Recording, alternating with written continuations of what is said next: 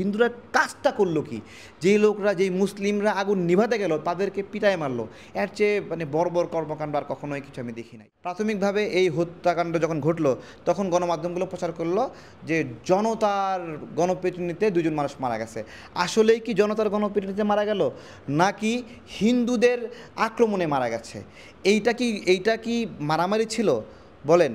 এটা কিন্তু কোনো মারামারি ছিল না। ফরিদপুরে যে হত্যাকাণ্ড ঘটলো এটা কোনো মারামারি ছিল না। এটা ছিল নিরীহ নিরস্ত্র মানুষের উপরে হামলা করে তাকে হত্যা করা ছিল। এবং এই হত্যাকাণ্ডের জন্য হিন্দু সমাজ কোনোভাবে এড়িয়ে যেতে পারবে না। হিন্দু সমাজের উচিত ছিল কি জানেন? তারা দল বেঁধে প্রেস ক্লাবে এসে একটা মানববন্ধন করবে, যারা হত্যায় জড়িত তাদেরকে গ্রেপ্তার করানোর জন্য।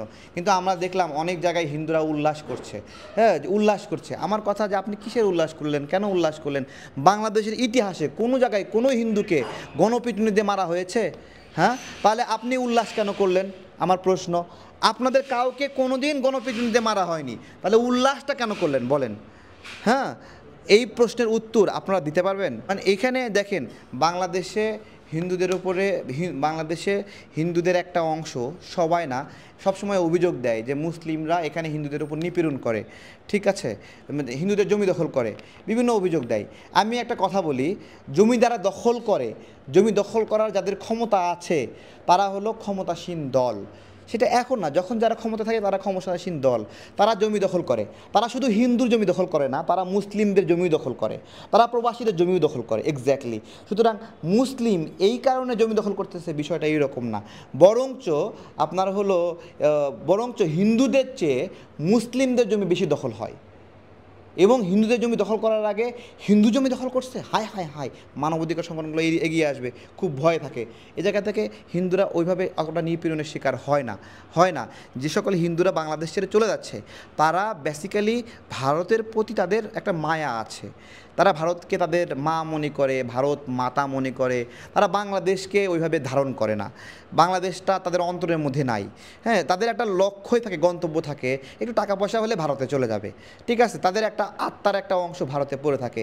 এই যে একটা সংকট, এই সংকটকে তারা লুকায়ে তারা আমাদেরকে বলে আমরা নাকি তাদের উপর নির্যাতন করতেছি, নিপীড়ন করতেছি। একটা আমাদের উপর পুরো ব্লেম, মুসলিম কমিউনিটির উপর ব্লেম। আমরা এতটা সম্প্রীতি, ফরিদপুরে দেখেন এত বড় একটা ঘটনা ঘটছে, এই ঘটনায় কোনো হিন্দুর উপর কোনো আক্রমণ হয়েছে? দেখাতে পারবেন? এই ঘটনা যদি ভারতে হইতো, যে কোনো মুসলিম হিন্দুকে পিটায় মারছে, তাহলে কি হইতো? একটা কচুকাটা হয়ে যেত না? বাংলাদেশে সে অর্থে কোনো সময় এই ধরনের সাম্প্রদায়িক হানাহানি হয়নি। আমি তো এই দায়িত্ব নিয়ে বলতেছি যে হিন্দুদের উপর যে জায়গায় আক্রমণগুলো হয়েছে এগুলো রাজনৈতিক আক্রমণ হয়েছে। সুনামগঞ্জের সাল্লায় যুবলীগ নেতা, আওয়ামী লীগ নেতারা হামলা করেছে। ব্রাহ্মণবাড়িয়া নাসিরনগরে আওয়ামী লীগ নেতারা হামলা করেছে। এই যে নড়াইলে মাশরাফি, এখানে হিন্দুদের উপর হামলা হলো, এটা আওয়ামী লীগ নেতারা গ্রেপ্তার হয়েছে পর্যন্ত। তারপরে রংপুরে 20টা বাড়ি পুরাই দিল সৈকত, এটা আওয়ামী লীগ ছাত্রলীগ নেতা সৈকত, সে পুরাই দিছে। এখানে বিষয় আছে, একটা এলাকায় ভালো এবং মন্দ যা হবে তা ওই নেতার, ভালো হলে নেতার প্রশংসা হয়, তাহলে খারাপ যেটা হয় সেটা নেতার দুর্নাম হবে না? তাহলে এখানে মাশরাফি এলাকায় এই ধরনের একটা ঘটনা ঘটলো, মাশরাফির দায় আছে না? সেই জায়গাতে তার কর্মীদেরকে নিয়ন্ত্রণ করতে পারে নাই। মাশরাফির এলাকায়, মাশরাফির বাইরে কেউ রাজনীতি করতে পারবে? ঠ্যাং ভেঙ্গে হাতে ধরাই দেবে মাশরাফি। এত সোজা নাকি? ওখানে পরিস্থিতি খুবই সংকটপূর্ণ এখন। হ্যাঁ, ফরিদপুরে যে ঘটনাটা ঘটেছে এটা জানেন আপনারা, যে চাঁদাবাজির একটা ঘটনা এখানে রয়েছে। সাজিদ নাকি যেন নাম, আরও হিন্দু যতজনের নাম আসে সবাই হিন্দু। এরা দেখেছেন যে ওখানে আগে চাঁদা চেয়েছে, কয়েক দফায় চাঁদা চেয়ে দেয়নি, হুমকি দিয়েছে, এবং সেই দিনে ওখানে আগুন লেগেছে। তো এবং ওই লোকগুলোকে মানুষ দেখেছে বালতি নিয়ে ওরা আগুন নিভাতে গেছে, ঠিক আছে। সেই আগুন নিভাতে যাওয়া লোকগুলোকে হিন্দুরা কাজটা করলো কি? যেই মুসলিমরা আগুন নিভাতে গেল তাদেরকে পিটায় মারলো, এর চেয়ে বর্বর কর্মকাণ্ড আর কখনোই কিছু আমি দেখি নাই। পুলিশ ভাইদেরকে বলতেছি, কার বিরুদ্ধে যুদ্ধ করতেছেন আপনি? কার বিরুদ্ধে?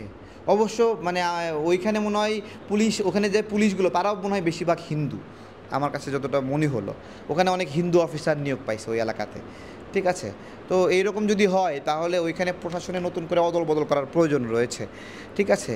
প্রশাসনে অদল বদল করার প্রয়োজন আছে, যে এইখানে প্রচুর পরিমাণে হিন্দু কর্মসংস্থানের সৃষ্টি করেছে। বিশেষত শিক্ষা বোর্ডে প্রচুর পরিমাণে হিন্দু অফিসার, এবং এক হিন্দু অফিসার ভাইবা দিয়ে আর এক হিন্দুকে নিয়োগ পাওয়ার ক্ষেত্রে সহযোগিতা করতেছে।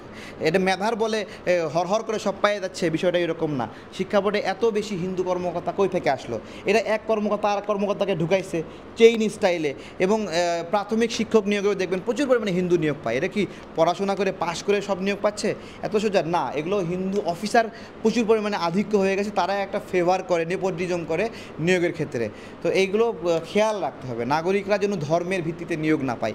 যারা মেধা আছে, মনন আছে, হিন্দুরা যদি মেধা মনন থাকে পাবে, সমস্যা নাই। কিন্তু শিক্ষা বোর্ডে যেটা হচ্ছে, সেটা আমার কাছে যেটা মনে হয়েছে যে হিন্দু অফিসাররা প্রচুর হিন্দু শিক্ষক নিয়োগ দেওয়ার ক্ষেত্রে মানে তারা গ্রাউন্ড লেভেলে কাজ করছে। এগুলো খেয়াল করা উচিত। রাষ্ট্রের উচিত যে এই ধর্মীয় আগ্রাসনগুলো যেন না হয়, এটা খেয়াল করা উচিত। হ্যাঁ, এটা মুসলিমদের পক্ষ থেকে যদি এরকম হয়, যদি মুসলিমদেরকে নিচ্ছে, এটাও ঠিক না। ঠিক আছে, এখানে স্বাভাবিকভাবে একটা পরীক্ষার নিয়ম যা আছে